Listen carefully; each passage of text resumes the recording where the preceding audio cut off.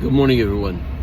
Like my webpage says, fightfordecency.com, on the first prerequisite, this is neoliberalism, what we're fighting against. As it says in that 5-part series, neoliberalism was a reaction to what was called embedded liberalism, which means that the federal government had a duty, a moral duty, to its citizens to regulate the market. Because what the market had done in the turn of the 20th century was create a financial crash, and after that, the Great Depression. So those in power, rather the neoliberals that had been working from the from 1933 onwards, up all the way up into the late 70s, started to work towards dismantling this regulation of the markets. So what were the results of the neoliberal era from 1980 all the way to the present? Of course, they understood modern money.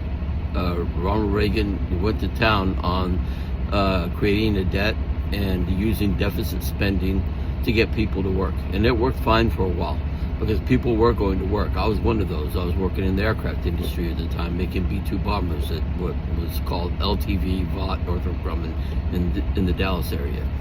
But what happened after that? It continued, and it got to the point where manufacturers were sending jobs overseas for the sake of profit.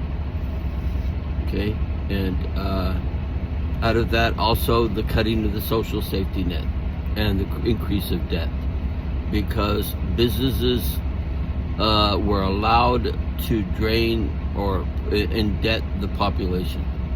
Right? They released a credit card. They opened the credit card.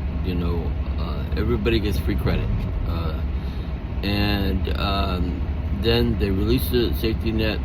Prices rise because of price gouging and no price controls. Right? So where we find ourselves, if you think back over the last 45 years, what the neoliberal era has given the working class, nothing but misery and a sense of hopelessness, to the point now where I don't think it's apathy.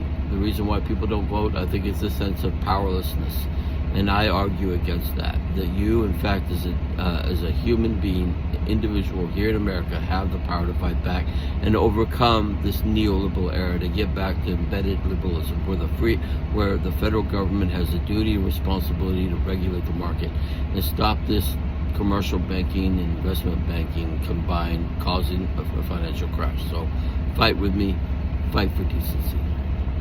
And